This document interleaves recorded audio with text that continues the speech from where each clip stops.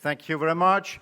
So now we are coming to an end, of course, as you know, but this is not the end, and then we will have our closing remarks. Before that, Madame Izumi Nakamitsu, before closing this 2025 edition of our international conference, we are very happy to hear from you and to discuss the future, well, the current and the future disarmament agenda with you for, let's say, half an hour.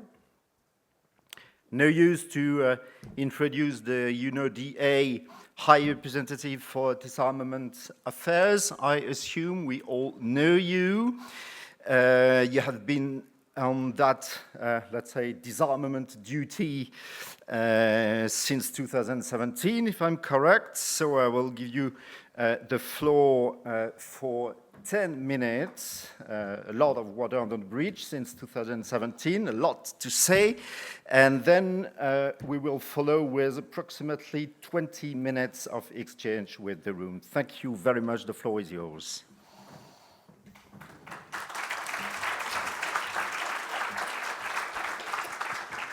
Thank you very much, Benjamin, for the introduction. And Jacek, where are you? It's not that I'm speaking. It's just because I have a train to catch at 6:50, so I'm in a great hurry. So I apologize in advance. But I listened to the previous session. I was sitting in the back. It was a fascinating session indeed. Now, Excellencies, ladies and gentlemen, this year, as we know, marks the 80th anniversary of several era-defining moments whose legacies continue to shape the international order, including, of course, the atomic bombings of Hiroshima and Nagasaki. And for the first time, I think we are safe to say, it's horrible to say, humanity had the means to annihilate itself. Yet, 8 decades later, we continue to roll the dice with these really cataclysmic weapons. And when we do so in the rapidly shifting international security landscape from, everything intensifying strategic competition with the regional instability and the erosion of long-standing norms and emerging technologies, we are really risking something very big. So against this backdrop, the European Union's, I have to say this in the beginning, steadfast commitment to multilateralism, I thank you very much, Stefan, sitting there, is more important than ever. It is not simply commendable, but it is indeed indispensable. So thank you so much. I want to definitely take this opportunity to thank you for their support, including to my office, UNODA, both financial but also political as well, across all areas of our work. But as the international context evolves and shifts, clearly, so too must our engagement with it. To understand the future of disarmament agenda, we must, I think, first acknowledge that today's challenges are evolving much faster than norms and rules meant to restrain them. These challenges cannot be viewed in isolation. As I mentioned, they are interlinked and overlapping. They demand immediate action now to stave off disaster, but also deep reflection as well about how to lay the ground for security of our future generations. So I want to talk about 5 key challenges for disarmament agenda today, both immediate and also future, and suggest just a few things how to approach them. The first, obviously, we must urgently adopt measures to walk ourselves back from the brink and prevent mistakes, miscalculations, and escalations. In today's uncertain landscape, the risk of miscalculation is growing. In light of the interconnectedness of the challenges that we face, a mistake in one domain can trigger escalation in another. During the Cold War, Measures such as notifications for launches, exercise, and troop movements, agreements on incidents on the high sea, and the robust strategic crisis communications helped avert catastrophe. States urgently need to explore and engage on transparency and confidence-building measures from conventional forces all the way up to nuclear arsenals, including the impact of and convergences with emerging technologies. So that's first. The second, we need to shore up the great gains of the last 80 years and prevent further erosion of nuclear disarmament and non-proliferation regime, and we all know about that. This regime, of course, as embodied in the Treaty on the Non-Proliferation of Nuclear Weapons, NPT, is facing mounting challenges. The 2026 Review Conference is not just simply another diplomatic milestone. A third consecutive failure to achieve consensus would be a threat to regime's very credibility. This, in turn, will eventually lead to what I would call hollowing out of the NPT. To avoid this, I am really concerned about this. To avoid this, states parties need to be thinking and engaging now, and that engagement is starting thanks to also European Union support. States parties need to be flexible, innovative, and remember that a strong NPT is in all of our interest, everyone's interest. This leads me to the third point, the need to address the impact of rapidly advancing technologies on international peace and security. The transformative impact of rapidly advancing technology is reshaping the international security landscape, and we all see that today. Digital technologies from AI to quantum and ICTs pose novel risks and raise ethical, humanitarian, and legal, and of course, security questions. While there are benefits to leverage, such as using AI to overcome technical barriers in disarmament verification, we must acknowledge that these technologies are fundamentally altering modern warfare. Beyond applications in decision support and intelligence gathering, a key concern is their convergence with existing weapon systems, particularly nuclear arsenals. The implications are indeed troubling.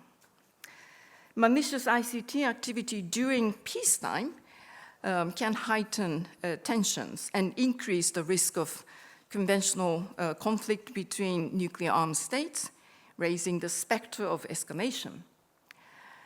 Interference through hacking or spoofing, aiming at nuclear systems, could trigger misperception, miscalculation, or even inadvertent use. The integration of AI into nuclear command and control compresses decision-making timelines, increasing the risk of escalation and potentially catastrophe. As Secretary General rightly emphasized, and we continue to emphasize, while nuclear risks will persist until the weapons are eliminated, all nuclear weapon states must agree that any decisions on nuclear weapons remain in human hands, not machines. Fourth, and I know this is a difficult and sensitive subject, but we must confront the global surge in military spending and its implications for international peace, security, and development. In 2024, global military expenditure hit a record of $2.7 trillion. If trends continue, it could reach $6.6 trillion in 2035, nearly 5 times the level at the Cold War's end. The question is not whether defense investments are justified, but whether this trajectory delivers sustainable security. History suggests it does not. Enduring peace has always relied on diplomacy, confidence building, arms control, and calibrated defense, not arms races. When states prioritize military security only, they signal a shift away from mutual restraint and towards a competitive escalation. This undermines the spirit and substance of disarmament and arms control agreements built on reciprocal commitments and obligations. And the opportunity cost is substantial. As resources flow into expanding arsenals, long-standing disarmament frameworks, pillars of European and global stability are eroding. Multilateral institutions that once enabled dialogues, negotiations, peaceful coexistence, and cooperative security are sidelined in favor of unilateral postures. This creates a feedback loop. Rising militarization breeds insecurity, which then justifies further military spending. This imbalance is compounded by stagnating investment in development and critical social and economic priorities. While military budgets grow, financing for sustainable development falters and deepens inequality between and within states, sowing the seeds for future instability. Deterrence might give you immediate sense of security, but they cannot address other drivers of conflict and stability, such as poverty, exclusion, and climate vulnerability. We know that COP30 is taking place as we speak today. So, visible loss of solidarity, we were talking about this in the previous session, visible loss of solidarity from the global north for the most vulnerable in global south will impact our collective global efforts to restore the international order on the basis of UN Charter and international law, the foundation of our collective security system. Since its founding, of course, the UN, the United Nations, has recognized the link between peace, disarmament, and inclusive development. Indeed, Article 26 of the UN Charter calls for maintaining peace with minimal diversion of resources to armaments.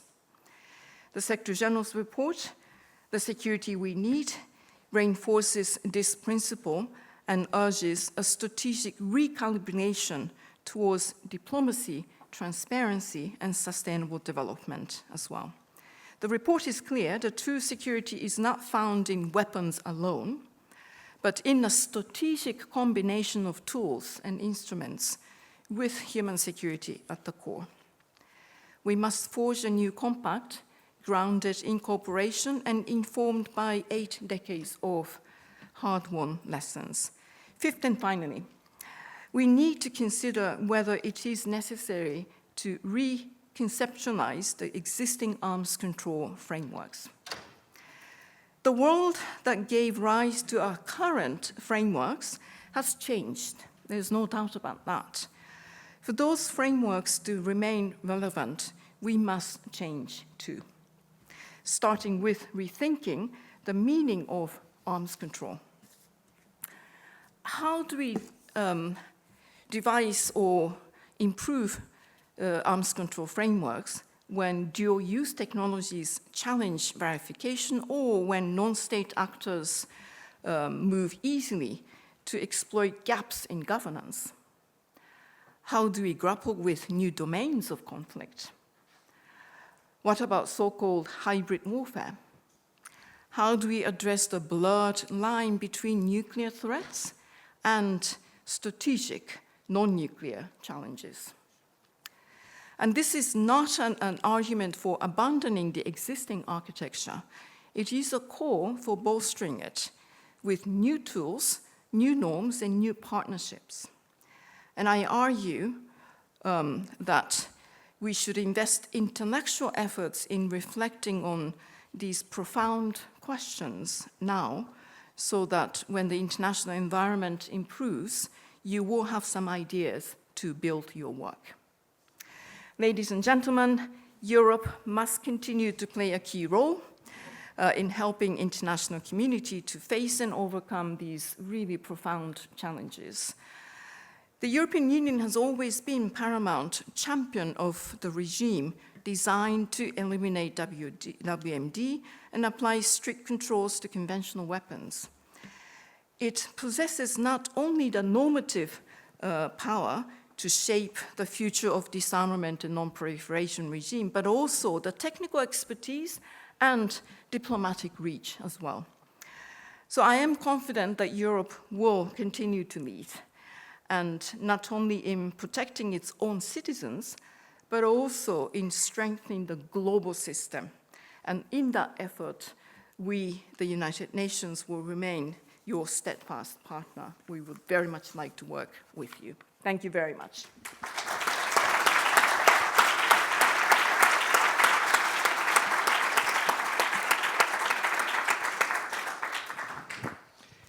Merci beaucoup, Madame la Haute Représentante. 5 key challenges, you said.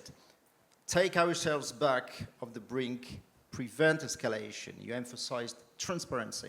Second, prevent further erosion of our regimes. You emphasized the need to be flexible, to be innovative. Third, you addressed the impact of technology. Fourth, confront and you said on the third that it was not easy.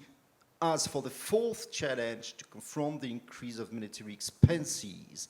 And fifth, do we have, this is a question you asked, to reconceptualize our arms control framework? And this is something for us, because we are paid to think. Well, I don't know if we do, but we try. So now we have 7 minutes, I'm afraid, or 8 minutes, no more, and the room is open for any question. Please be quick, introduce yourself, and quick answers also. Madame. Not coming from a European perspective, my name's Melissa from Australia.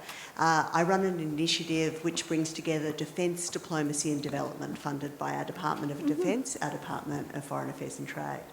I really loved your comments around development funding.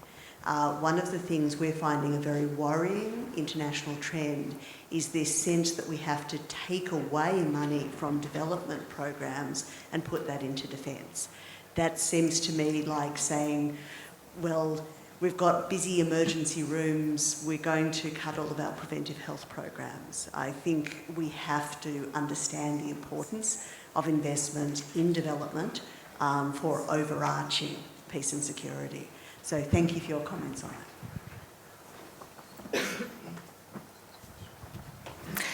it. Well, thank you for the comments. Yes, indeed.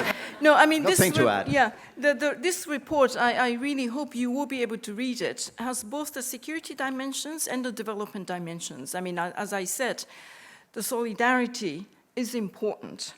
And we need solidarity at the global level to make sure that everyone, all member states of the UN, will rally around the restoration of international order. And for that, you need to make sure that your solidarity is still there. And there are all sorts of development arguments why. Even a fraction of military expenditure can be spent to address those.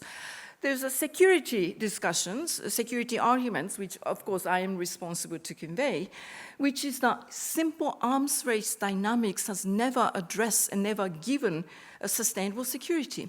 You need to combine it with confidence building, dialogues, diplomacy, negotiations, and a disarmament toolbox. We define disarmament toolbox very widely to include those.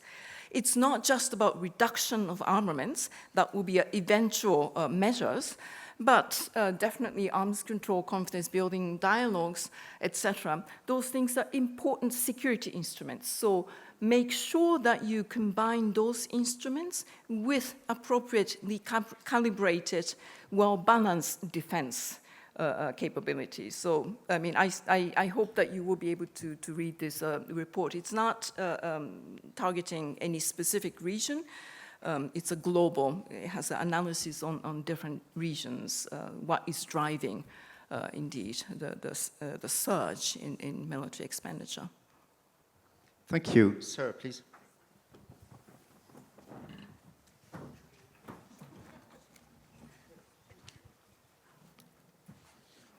Okay, thank you. I liked your reference to COP30. As President Lula said yesterday, we don't have $1.2 trillion to invest in environment, but we have $2 trillion to invest in weapons. Yeah. And I also would like to lobby a little bit for the Global South once we are talking about disarmament, because when nuclear weapons got closer to Latin America and Caribbean, our solution was not to get weapons, but to do tlatelolco and to ban nuclear weapons. So I think other countries should get our example. Thank you. So it was another comment. Do we have a question? Yes, please, Madame. A mic here, in the middle. Merci. Thank you so much. My name is Trina. I'm a PhD from the Danish Institute for International Studies. My road to disarmament actually started in your office as an intern. Oh, so wonderful. happy for that opportunity. I wanted to ask how someone like me can take the report of the security that we need back to Denmark in a national perspective, in a European country that's rearming heavily and historically, and actually put pressure on reminders of trust building, confidence building, and disarmament diplomacy. Thank you. Yes, thank you, and congratulations. I'm very happy to hear that you are still in the disarmament arms control community. You know, it's not an easy path, of course. I mean, you know, by the way, the report acknowledges the legitimate security concerns. So we're not, as I mentioned, the question is not whether it is justified or not, but you need to really ask yourselves, is the current trajectory or pathways the best way to achieve your security? Or are there any other ways in combination of other instruments? To start thinking about those issues, you need to have healthy policy debates. So the report, one of the things that we are recommending in the Secretary General's report is to make this defense budget making more of a transparent policy dialogue at the national levels, of course at the regional and international levels as well. But defense policy and you know, budget making appropriations tends to be a less transparent political process than other appropriations. So, you know, why don't you actually take ownership of those issues? That's one. And every context obviously is very different. You need to make sure that it's a context-specific solutions and processes to seek security. So I hope that, I mean, first and foremost, this Secretary General's report was intended to be, if you will, instrument and contributions for the debates to start. The disarmament development discussions used to be a big issue at the UN. Somehow, the last analysis, independent analysis of this nature was in 1987 or 88, something like that. So it has been long overdue. So I hope that this will generate debates at national, regional, and global levels. Thank you very much. I think we have come to an end. It's exactly the time. Thank you Thank so you. much for your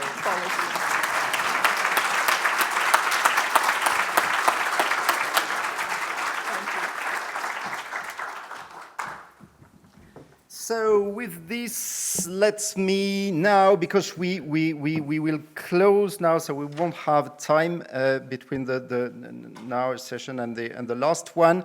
Let me now welcome Mr. Peter Wagner, Head of the Foreign Policy Instruments Service of the European Commission.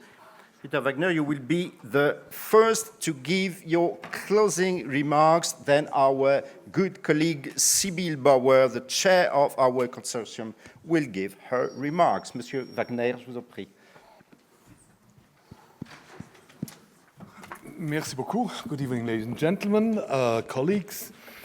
Thank you very much for taking over one of the two tasks with which I entered the room, and that was to introduce the speaker after me, who will really finally wrap up and be the last person to stand between you and really a delicious buffet with some shrimp salads, etc., which I saw outside, and I feel really bad now. Still, let me say some concluding remarks.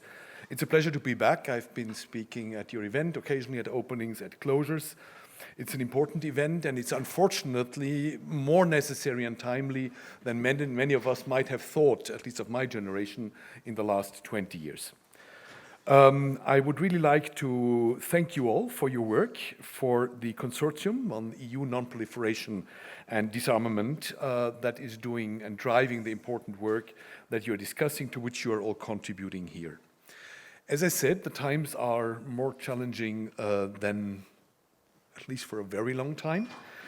We see that the rules-based international order is under enormous pressure in many contexts and from many sides. And of course, Russian aggression in Ukraine, I said that already last year and I think the year before, are of course an important element in this. The circumstances are testing our global non-proliferation framework. Because as discussed at your conference, I understand from the colleagues in the last 2 days, there are issues which are as acute as hardly ever before. We have seen at really, what did colleagues call it, breakneck speed, at lightning speed, a reversal of the agenda of the last decades, and a lot of gradual process that painfully, but had been achieved, had been halted or has even been turned to the opposite. Notably on the nuclear side, we hear again and again openly threats from Russia to use nuclear options and nuclear weapons, and that is of course a change to a lot of what we had in the public discourse for a very long time. After Russia rescinded its ratification of the Comprehensive Nuclear Test Ban Treaty in 2023, there are now public discussions of restarting nuclear testing. You're all seeing that better than I and are aware of it. And none of this is good. And we are also at the same time only a few months away from the expiration of the New START Treaty, which is the last US-Russia treaty which was trying to limit the number of their deployed nuclear warheads and launchers. So these are really quite unique times. At the same time, nuclear facilities in Ukraine continue to face unprecedented threats to their safety and security. A lot of it really happening these days, or rather these nights, when critical substations, etc., are under attack, and the balance of the overall system is put at even bigger risk. However, the challenges are unfortunately not only limited to the nuclear non-proliferation and to nuclear arms control. We are seeing, and you discussed that as well, on the conventional weapons side, that following Russia's full-scale invasion into Ukraine, a number of European countries is reflecting and discussing on their commitments under the Ottawa Convention and on the possible use of anti-personnel mines for the defense of their borders. It's a very difficult debate also for us and within the institutions, but of course it's also symbolic for the times in which we are. But because of these challenges being more important than ever, for global security, for our specific security on our respective continents in every region, etc., we can assure you that as European Union, we remain committed within our possibilities, fully committed to the non-proliferation and disarmament objectives. This is why the Service for Foreign Policy Instruments that I have the honor to lead is continuing to support a number, and here I also have to say, unfortunately, a growing number of projects on non-proliferation, disarmament actions, and number of initiatives such as this conference, but also if we look to Syria and elsewhere, really in the field and in a not so easy sometimes to move field in which some of you are moving. Some positive words still. Before coming to that, maybe I forgot the negative words, which I have not put into my speaking points. There's one other big threat that is coming up, or at least a challenge, and that is the upcoming budget discussions that we are having everywhere. And you know that a big number of member states which have been active in this area, so EU member states have reduced or frozen at least their funding for activities in this area. This is currently putting more and more people into a situation where they look at the EU, where we, thanks to our so-called multi-annual budget framework, have 2 more years of stability. But of course, 2 more years under which, as I already indicated, in all areas, the demands are growing, and 2 more years which will be followed after a pretty unsecure future, while we, of course, as European Commission have tried to propose a higher budget as of 2028, the expectation is that we might get a little bit less than what we are having right now, and that will have an impact on a lot of work that we are doing, supporting, including a lot of non-proliferation activities. But still, on the positive end, we continue to support initiatives such as yours, because we are convinced that discussions, open discussions across continents, are important to advance on the agenda. I understand from colleagues who were today in the meetings that a number of you, the diplomats, the experts, really the people involved in the field, are reflecting on strategies on the successful outcome of the 2026 Conference of the Parties to the Treaty on the Non-Proliferation of Nuclear Weapons. And I really wish you good luck and really all the best for that, because it is an unbelievably important task. Reflection is also ongoing on the nuclear arms control, on the new security environments, and on how to enhance cooperation on conventional arms control. I spare you now the reference to my age and the fact that I thought that all these discussions were somehow reaching an end in the late 80s, early 90s, and that the fact that we have to really restart nuclear limitation discussions again is quite a shock for many of us, and we are really trying, therefore, to continue being committed and supporting you. What is encouraging, and I think the last, I don't know whether it was strategically placed, question to the previous speaker shows it, there are a good number of younger experts, new experts, people coming still to the field, people seeing that this is an important area, this is a field which is not only of interest to historians, but also for people who want to continue actively shaping policies, developing strategies. I'm very grateful for that, and I also understand that a number of the young participants very actively participated in the discussions during the day. As the conference concludes, I would really like to appeal to all of you, after the buffet and the final conclusion, to continue carrying forward the work, carrying forward the insights and connections that you have developed here, that you are able to build on that it's a basis for something that in this insecure time continues to help the world to become again a bit of a safer place. The support of the European Union and FPI is there. We aim to continue advancing really this non-proliferation disarmament agenda that is increasingly important, not only addresses the current challenges, but also what we might see coming up in the future. And with all of that, thank you for your participation. All my best wishes for your work. And over to Mrs. Sibyl Bauer from CIPRI, the chair of our consortium. Thank you.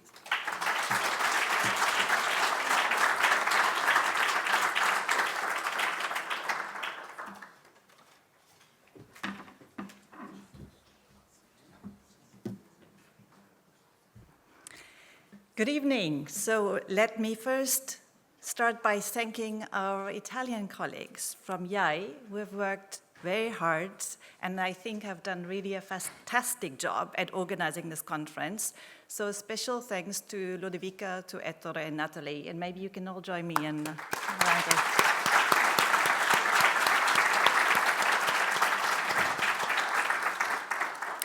I would also like to thank my fellow members of the EU Non-Proliferation Disarmament Consortium and all the representatives from the European Network of Independent Non-Proliferation and Disarmament think tanks for their active engagement in this really important discussion on non-proliferation, arms control and disarmament, which we so badly need. My thanks also go to the EU and its member states for generously funding not just this conference, but for over a decade, having provided consistent support for expertise, education, research into non-proliferation, disarmament, arms control, supporting the next generation, supporting engagement between research and the policy world, and for supporting and valuing independent research. It's something that we haven't ever taken for granted, but especially in the current context, it certainly cannot be taken for granted. And I would also like to give special thanks to the External Action Service and FBI for the great collaboration in preparing this conference, but also more broadly in the implementation of this very important action. I will stay true to my ambition to conclude on an optimistic and positive and constructive note in the hope that optimism is contagious, as Eleonora said earlier today. But I must also say that staying optimistic has become more challenging over the years. So I will also add a bit of a more sober note to my remarks. Some of you have said that it needs to get worse before it gets better, but I must say I don't find that very reassuring. I think things are pretty bad in many respects, the way they are, and I think we should not let them get worse. So what is needed, in my view, is actually a concerted effort to turn the ship around if we don't want to sail into doom and gloom. Today is a public holiday in Belgium and some other EU countries. It's Armistice Day to commemorate the end of the First World War in Europe. And with all the preparations currently for war in Europe, I think it's important to think back to the importance of preventing war and to avoid the trap of things being inevitable. And it's important what was said on an earlier panel on emerging tech today, nothing is inevitable. It would actually be very interesting to do a mapping of the terms that have been used at this conference, and with AI actually we could do that, and to compare how it has evolved over the years. And my impression is that peace was used quite little, war a lot more, deterrence a lot more than disarmament, and distrust more than trust. And there are also some new terms that haven't been used at the first conference over a decade ago, such as rearmament, data poisoning, AI hallucinating, and the Eurobomb.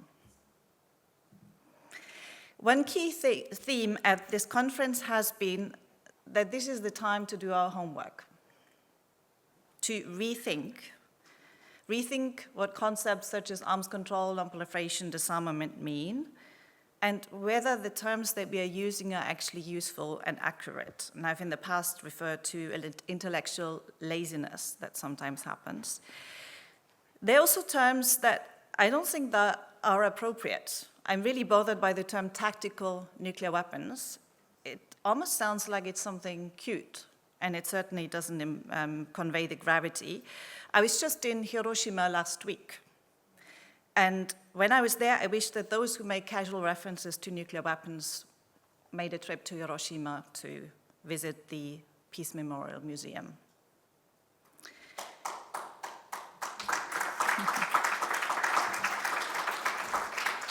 So there's a lot of homework to do to come up with new ways and also to come up with a vision for the future.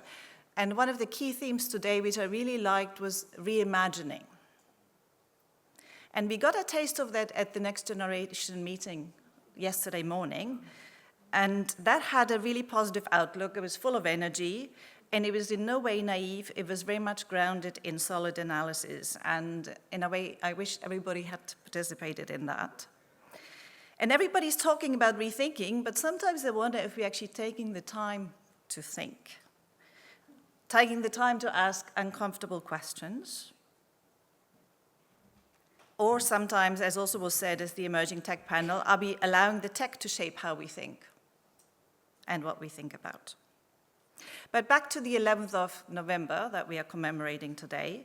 Today is also a reminder of the importance of arms control and disarmament, and of international humanitarian law.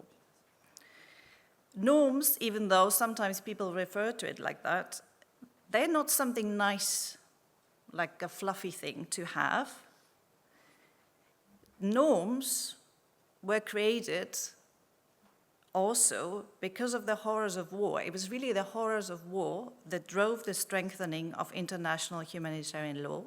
It's also what drove the banning of poison gas at the time. So it's not a luxury thing, as some people mentioned. It's sometimes referred to. We are living in extraordinary times in many ways. This April, the city of Ypres in Belgium commemorated 110 years since the first use of chemical weapons, which was by German soldiers, my country. And I must say it was very special that I was invited to take part in the commemoration ceremony as a guest of honor, which I think is a very powerful symbol and a reminder that peace and reconciliation are possible. And I think that's something that people often forget today. So we are living in extraordinary times. Much of what the consortium, what the network stands for, is actually under attack today. And many of those things, all of those things, I very much hope everybody in this room deeply cares about. Multilateralism, diplomacy, engagement, inclusivity, respectful discourse, listening, international humanitarian law, international organizations, rule of law, expertise, solid analysis, education. So it's no longer something that we can take for granted. It's something that we have to stand up for. So in my view, there's no room for complacency. There's no room for going with the flow. It's about talking the talk and walking the walk, as was said this morning. And it's also about using the opportunities and the windows that do exist before they close. In every conference that we've held over the last 2 years, there has been since then another step of dismantlement of the global arms control architecture, disarmament architecture, not just in the nuclear realm, but also more recently in humanitarian arms control. But we've also heard some positive messages in the panel on conventional arms control today, which reminded us that arms control is not as dead as some people claim when you look beyond the nuclear and beyond Europe. So maybe it's also time for some humility, learn from other parts of the world, as one of the representatives also indicated in the last session. One thing that I think is also really important, and we've started doing that with the consortium and the network, is to bring in the natural sciences and the engineers, and not to limit the debate to social sciences and lawyers. And we need that also to understand what is the hype, what risks are underestimated, and to understand the implications of new technologies. And I think there's a huge role and also a huge responsibility of scientists. And that's something that was also referred to in an earlier session, where the bio-expert in the emerging tech panel said that we very much rely on scientists to control their work. And that actually brings me to the Russell-Einstein Manifesto from 1955, which I think is a very good document to go back to in these times. Professor Schwartz today made a very interesting statement. She said, the hype of tech is becoming a hype of war, and we are on a slippery slope to prioritizing war as a means to solve conflicts. What was said in the Russell-Einstein Manifesto was that they urged the governments of the world to find peaceful means for the settlement of all matters of dispute between them. And then they also made an appeal to scientists and to everybody, which is really important because, as a friend of mine mentioned recently, peace has become an endangered species. So the appeal by Russell-Einstein and their colleagues that I want to really conclude with and highlight at this conference, we appeal as human beings to human beings. Remember your humanity and forget the rest. With this, over to Stefan Clement, EU Special Envoy on Disarmament, Non-Proliferation.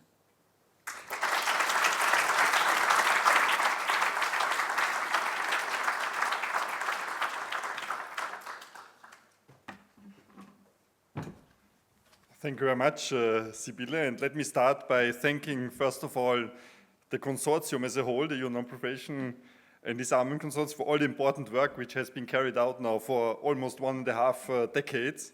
And in particular, thanks, of course, to the organizers, the Instituto Affari Internazionali, who has been mounting up this conference, and which has become a very important forum, I think, for exchanges over these 1.5 decades. And many thanks, of course, also to speakers, moderators, and but most thanks to the very active audience who stimulated very interesting discussion. Last but not least, also many thanks to my colleagues, Peter, thanks for being here, and also colleagues from External Action Service. Let me reflect a bit on what has happened here on the 1.5 days, which have passed in a second, actually, because this was a very dense program and a very interesting discussion. I think what is very important, what makes this unique consortium so interesting, is this kind of exchange of views, and it's become a forum for discussions in many dimensions. I think Sibylle referred to is not only about politicians and diplomats and officials, it's about think tankers, scientists combining different disciplines, but it's also between generations, I think, and we have these different modules. I was not able to participate in all of them, but I could really see that something common is emerging from this discussion. I think this is a very important spirit to be carried forward. A wide spectrum of substance, of course, was also addressed, from WMD to conventional weapons, but also from deterrence to security, disarmament, and arms control.